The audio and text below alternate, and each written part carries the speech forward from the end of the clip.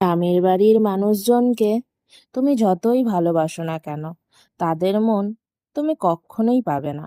কারণ তারা মন থেকে ভেবেই রাখে, ও তো পরের মেয়ে, ওকে কেন ভালোবাসতে যাব, ওকে ভালোবাসবো না, ওকে দিয়ে বাড়ির সমস্ত কাজ করাবো। আচ্ছা, সেই মেয়েটা সবে এক বাড়ি থেকে আর এক বাড়ি আসে, তাকে একটু সময় দাও সব কিছু বোঝার জন্য। যখন সে বুঝতে পারবে এটাই তার নিজের বাড়ি, ওটা তো আর নিজের বাড়ি নেই, ওটা তো বাপের বাড়ি হয়ে গেছে, তাই না?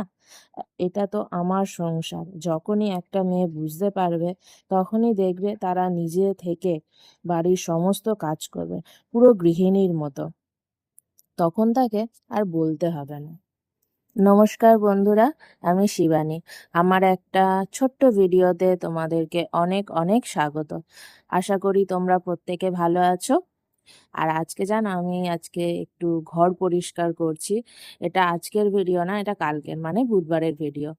তো পাখাটা না প্রচণ্ড মানে ময়লা হয়েছিল, সেই জন্য না একটু হাওয়াও কম হচ্ছিল, ওই জন্য পাখাটাও একটু ঝেড়ে নিচ্ছিলাম, আর তার সাথে সাথে একটু ঘর দোরগুলো সমস্ত কিছু পরিষ্কার করে নিচ্ছিলাম।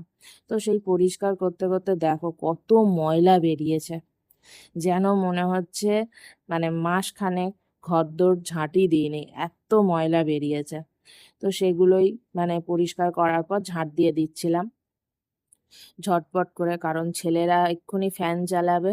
আর যা গরম পড়েছে, ফ্যান বন্ধ করে না একদম থাকা যায় না।